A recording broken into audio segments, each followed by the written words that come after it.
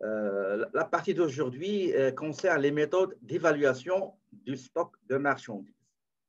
Les gens qui sont dans la classe, qui ont déjà fait de la comptabilité, surtout la comptabilité analytique, ils connaissent ça. Sauf il y a quelques termes différents, etc. Mais c'est le même principe. D'accord? C'est le même principe. La valorisation des stocks permet toujours, quand il y a des mouvements de stock, entrée, sortie, ben, ce qui nous intéresse le plus, c'est le stock qui reste. Okay? Le stock qui reste, la valeur du stock qui reste et la valeur de la marchandise qui se vend. D'accord? La marchandise qui sort, la marchandise qui entre, on n'a pas de problème. D'accord? Il est toujours valorisé à leur prix d'achat ou bien coût d'acquisition. Ça, on l'a déjà vu. Cette partie-là, on est passé par là. Mais ce qui préoccupe l'entreprise, c'est quelle est la méthode à utiliser pour déterminer la valeur des stocks et la valeur des articles, des produits, la marchandise qui sortent et qui vendent. Donc, grosso modo, c'est ça l'objectif. Valoriser le stock, ça veut dire valoriser un stock après entrée, valoriser un stock après sortie. Et les sorties aussi, il y a des méthodes pour calculer les valeurs de ces stocks-là, de ces marchandises-là qui vont sortir. Je veux juste savoir, est-ce que vous avez compris? Ça, c'est l'objectif de ce chapitre-là. Il y a d'autres parties qu'on ne peut pas voir parce qu'on n'a pas de temps. Je les ai mis dans le résumé, mais vous ne les aurez pas dans le cours, d'accord? Dans l'examen. Dans l'examen, vous aurez quelques questions, 5 questions sur la théorie pour vous aider si jamais vous loupez quelques points. Vous aurez un petit exercice sur la comptabilisation des mouvements dans un système d'inventaire périodique. Vous aurez un petit exercice concernant la comptabilisation dans un système d'inventaire permanent et vous aurez un exercice dans une méthode d'évaluation et un autre exercice dans une méthode d'évaluation. Le reste, tout ce qui est détermination du stock dans le résultat, les ajustements, etc., tout ça, on n'a pas le temps pour le voir et vous ne les aurez pas dans l'examen, mais vous aurez dans le cours le résumé des 7 chapitres, la présentation diapo que je fais généralement avec vous, vous les aurez, sinon je crois que je les ai déjà envoyés. Sinon, vous me rappelez, je vais l'envoyer. Je ne suis pas sûr que je l'ai déjà envoyé.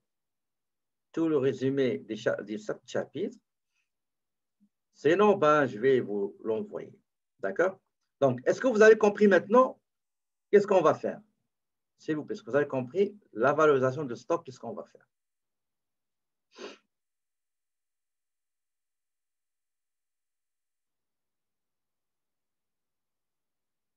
Exactement. D'accord. Donc, allons-y. Mettez vos ceintures. Vous passons chaude au fraîche avec vous. La valorisation des stocks. L'inventaire permanent sur l'état des stocks de manière continue utilise différentes méthodes pour valoriser ces stocks-là dans le cadre d'un inventaire qui soit continu ou discontinu, c'est-à-dire permanent ou périodique.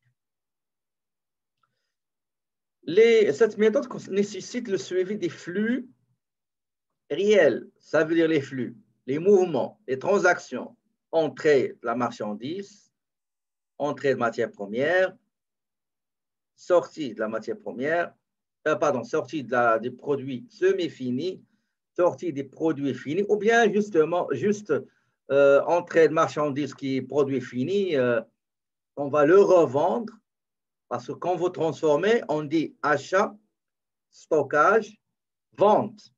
Mais quand vous achetez des produits finis, vous allez les stocker, on dit achat, stockage, revente. D'accord? Cette marchandise-là, ils ont été déjà vendus à vous. Vous allez stocker et vous allez les revendre. D'accord? Donc, les méthodes de valorisation, en général, il y en a 4 ou 5.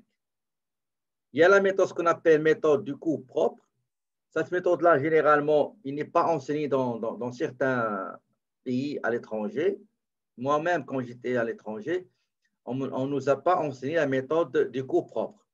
Mais dans le Nord-Amérique, donc, on l'étudie, d'accord? Mais rarement, on ne l'utilise pas dans une large majorité, d'accord? Il y a la méthode du coût moyen, ce qu'on appelle le coût moyen unitaire pondéré, le CMUP, C-M-U-P, le coût moyen unitaire pondéré. Il y a une autre méthode qui est aussi grandement utilisée au Canada, ce qu'on appelle la méthode de l'épuisement successif. La méthode de l'épuisement successif. À l'étranger, il y a beaucoup de pays, ils n'appellent pas sa méthode de l'épuisement successif.